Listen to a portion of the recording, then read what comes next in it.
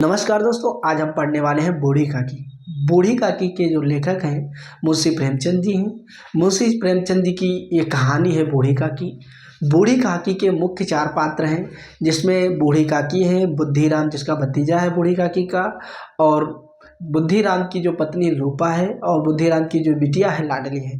मुख्य 4 पात्र हैं। तो हम कहानी का सारांश पढ़ने के लिए तैयार हैं।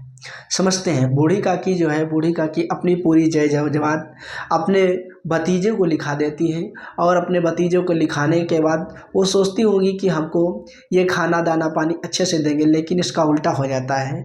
जब बूढ़ी काकी खाने के लिए कुछ मांगती तो उनका भतीजा कहता है कि बूढ़ी काकी थोड़ा अपनी जुबान पे लगाम दो। तो बूढ़ी काकी जवाब देती है कि पहले तो बहुत कहते थे कि तुमको हमको अपनी सेवा करने का मौका दो, और अब तो नहीं दे रहे हो, तो हमने क्या जाल लिखा दिया तो क्या आप बदल जाओगे।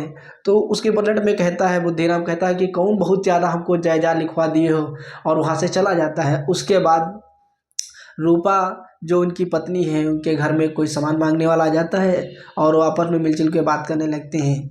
बूढ़ी काकी की जो समझ लीजिए बुद्धिराम की बिटिया है, वो लाडली है। लाडली आती है, कहती है कि बूढ़ी काकी कुछ खा लीजिए, और उसके लिए कचौड़ी लेकर के आती है। जब कचौड़ी लेकर के आती है, खिलाती है, उसके बाद बूढ़ी काकी कहती है कुछ और है, तो कहती है अभी तुम्हारे लिए दूध लेकर आती हूँ।